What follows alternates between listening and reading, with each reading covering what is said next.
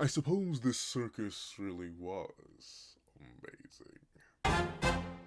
What's up, guys? That guy with a pencil here. Fun fact, I do too. Have it on me and keep it on me at all times. Another fun fact, I have 15 minutes to give you my thoughts on episode 8 of the amazing digital circus, which is known as But before we hop into any of that, warning, there will be definitely some flashing lights. Because of the nature of the episode, I do want to give warnings like that in advance, because the episode will be playing a little bit as I talk about it, and I cover different sections of the episode to the best of my ability without obviously showing a majority of the episode, because I still want people to go and watch it. So, with it being the case, let's start this 15-minute timer right now and hop right into it. Yeah!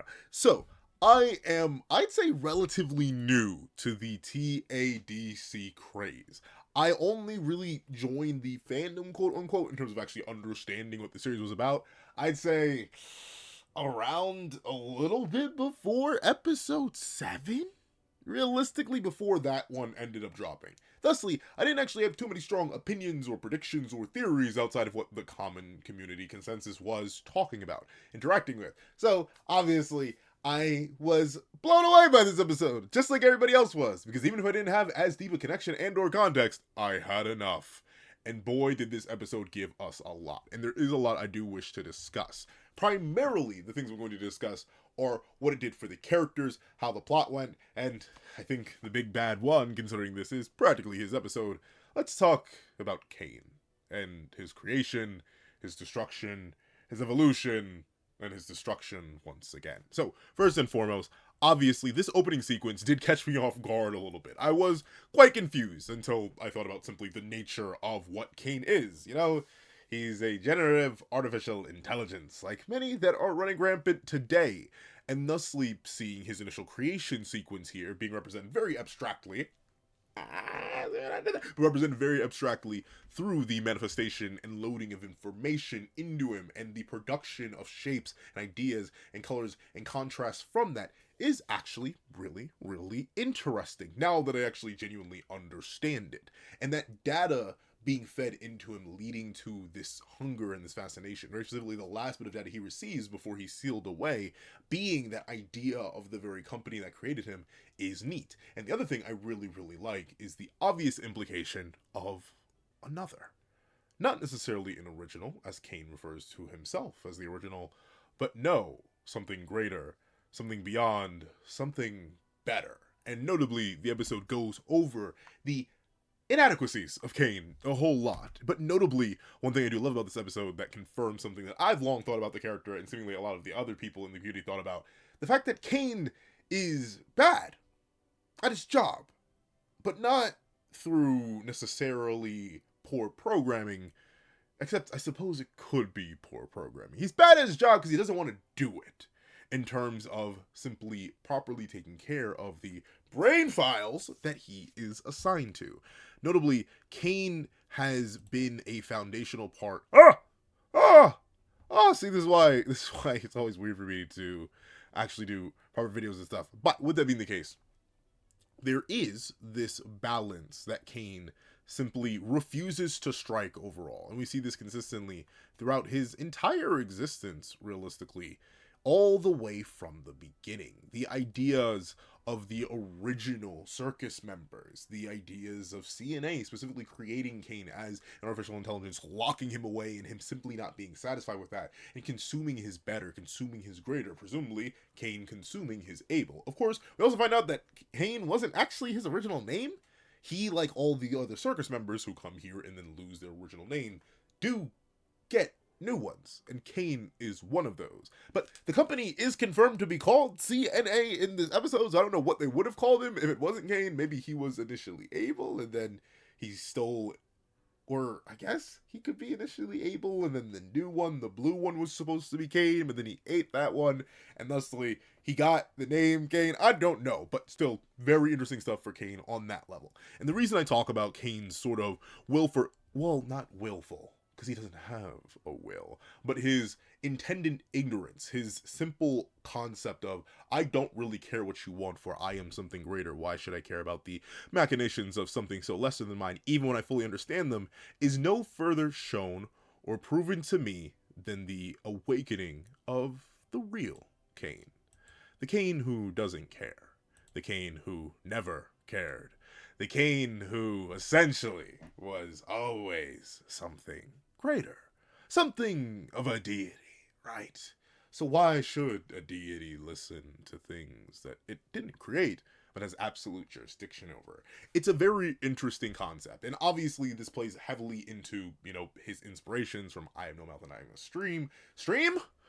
Wrong thing! But I Have No Mouth and I'm a Scream as Am, and seeing Caine sort of devolve into that is really, really interesting. However, the thing I like about it a lot, that I've seen a lot of controversy over, is specifically the idea that it didn't last that long, right? Caine goes through his whole manifestation and actualization of his sort of deific role in all things about a third of the way through the episode. And obviously, this has been built up throughout the entire series, Caine's disregard and lack of respect for the human's autonomy and existence. But for him to only actualize it a third of the way through the episode, and then for it to not realistically even last for the rest of the 20 minutes, as of course we do end on certain things, is very interesting. And real quick, so I can actually get into the general rest of the plot of the episode, and I just spend this entire thing about Caine, even though this is his episode, and does lead to his death and downfall. The thing that I do like a lot about this whole thing is what I mentioned earlier. Caine is not bad at his job for a lack of true understanding. No, he understands these brain files oh so well. Very, very well. He understands their greatest fears. He understands their greatest weaknesses. He decided to use that against them when he was given the opportunity, because ultimately, why would he ever bother to actually help them? Why should the god care about the will of mortals, the will of ants? Why would something like that matter to him? And I love seeing that. Notably, it's clear that it's always been there, festering beneath the surface, but to finally see it actualized is beautiful. And now, with all that Caine glaze, you'd be like, okay, then how do you feel about his death? I like that too. Because Caine didn't die. Because Caine was never alive. Because Caine isn't real. And obviously, he's not the only one who isn't real. There's been another long-running theory running around the fandom for a while now. I'm not sure when it was initially popularized. Like I mentioned, I'm not that well-versed in the fandom. And apparently the fandom has things that it does. But regardless, one of the main things that has sort of been haunting and lingering throughout the narrative as a whole is this idea. In fact, can I get it? Hold on. Can I get it exactly where I need it? Please. Command, config, characters. AI. There it is. Hold on. In fact, I'm about to do a little thing. I'm gonna fade over here so I can actually show it properly. It's hard to tell, but if you go exactly to 29 minutes flat, you will see CA neural scans obsolete. Now, of course, it is listed as obsolete, so like we don't know if these are the updated neural scans, but neural scans, right? Ultimately, the idea that none of the circus members are actually real. They aren't the real people. They weren't suddenly spontaneously absorbed into the CA computers. No, simply their brains were scanned, presumably by putting the headset on, and now these copies of them live forever inside the digital circus, which seemingly was the original intent of the digital circus before it was even the digital circus by Scratch. One of the seemingly, I need to rewatch the episode again. The lead programmer? Or just one of the best programmers? I know he was considered crazy, next level, complicated, had ideas beyond comprehension. They were so abstract, almost as if he was the first abstract shit. He is. But regardless, in that case, we know that this whole thing came to an idea of dreaming of immortality, dreaming of something further beyond what could be, dreaming to be something more. And that being the case, this idea that these people aren't real means that Caine's end within all this is even more interestingly questionable and tragic. Tragic? Why did that speak? Tragic. And the reason I say that is because if none of these people are real, if they're all merely copies, brain scans, manifestations of something else, something more real, should we care about any of the characters? Should we have actual concern for anyone at all? Should maybe we actually feel bad for the monstrous creature that Caine innately is and the creature that Caine innately became? Because Caine did cease. He was deleted. And if they're all brain scans, can't they just be deleted too? They aren't real. No one here is real. So should we care? Should we hold them in our heart? That complication, especially right at the end of the series, is really, really nice. Like I mentioned, though, the idea of brain skins has been around, honestly, I think genuinely since episode 1, but it has been reinforced consistently throughout the narrative with certain things and hints, and seems to be truly finalized with that folder sighting in this very episode. And even Caine makes an earlier statement referencing the idea of the brain files and how he manifested bodies based on the brain files. Every single character was manifested a physical form, seemingly entirely based on what Caine could understand about them. So, if that's the case, it leaves us in a very interesting position. Obviously, the plot of the episode is destroying and annihilating Caine, after Caine has lost it all and refuses to give these humans any respect or care. So, in the end, Caine did have to fall, so they could rise. But of course, naturally, Caine's fall has consequences. Ah! No, it's happening again. But essentially, the destruction of the world as we know it are the consequences of Caine. The Amazing Digital Circus was but a manifestation of Caine's own will, his own experience, his own imagination. That's all it ever was. So now the question is, can they manifest a world all their own? Can they hold it together? Honestly, I think the answer is pretty obviously yes, because the circus didn't entirely fall apart despite the destruction of Caine. He was deleted. The system seemingly helped Kinger delete Caine, but the system is still running, it's still functioning, it's still here. So are they. And if they aren't real, and they find out that they aren't real, then what does that mean for our cast?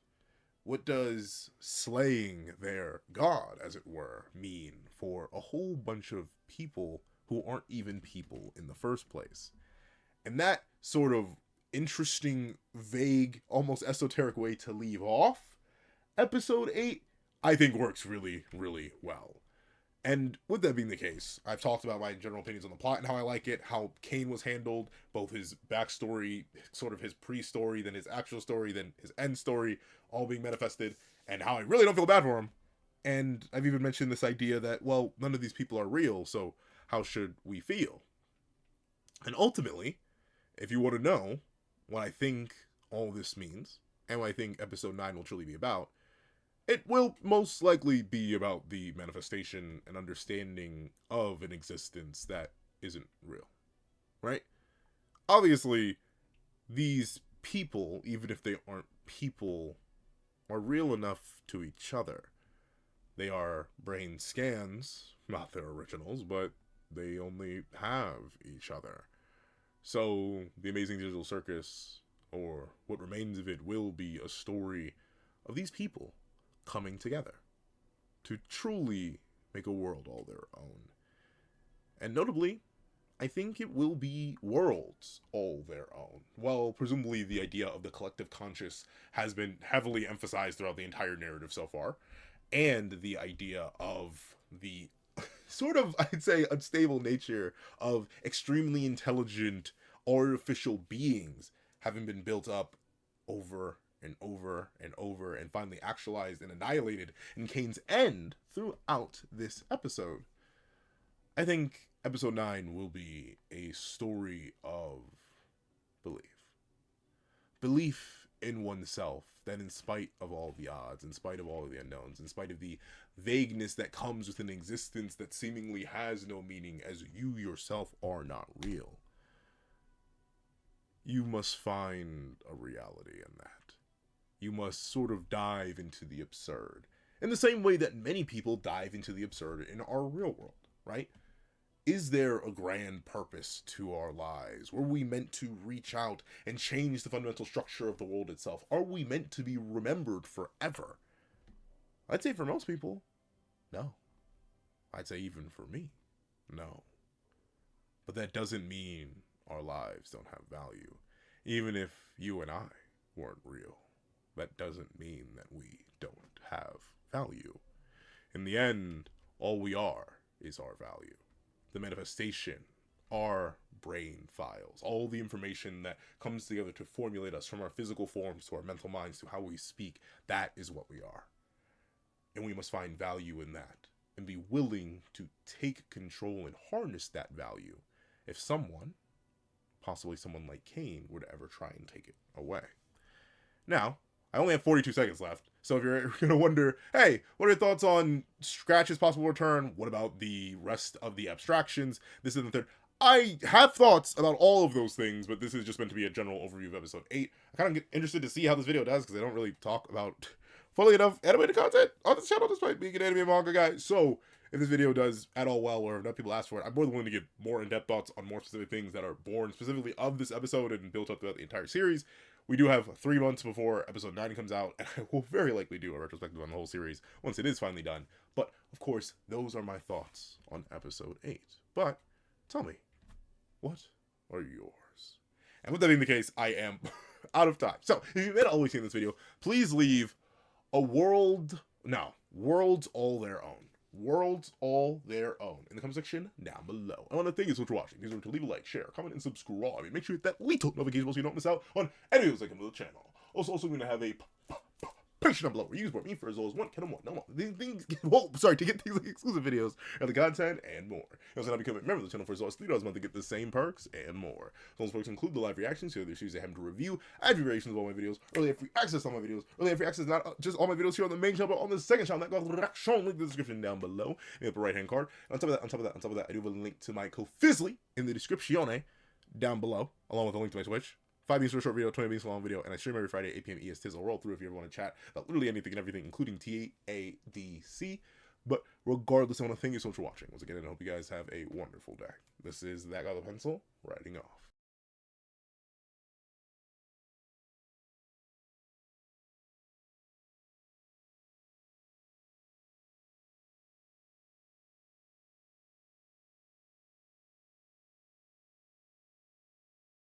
Alright, ladies, thank you to our sketch tier members: Eternal Flame, Red Wolf 4765, Astro, Glacier XZ, Zera, J2MA, Buddha Ura, Yuki Ally, Grim, Ollie, The Boy, Corey Watson, Damon Brown, Tim Thomas, Kaving, ORXN, Logan Guzman, Dead Mean, Keon Stewart, Donovan McIntosh, BNA DNA, Edwin Igbinoba, Straw, and Tavius Mitchell, Superflame Zero, Weary Exile, Alex Kenny, Todd, The Practical One, Landon Clapwick, Heath Nelson, CAET, Jagoda, Plant Crone, Striker Man, Brandon Payne, Black Sage, Multi-Batman Superman, Salims, Joe Bean, Sleepin' John, The Young Family Pastel Pandora, Mo City King DKG, Andreen Bonnet, Akolari Babatunde, at JDog2656, Union Eye, Marisol Boyd, Funny Dude, Athenzi Shear, Magic, Sino King, Sheesh King, Aswin Hedi Presetia, JMB KD, CCC, Enzo, Kitty Liddy, Gerald Harris, and Dino. Then, a thank you to our line art tier patrons: A+A, Dured Zoen, Kevin Encarnacion, Lil Kodo, Midnight Lord 21, and Sean.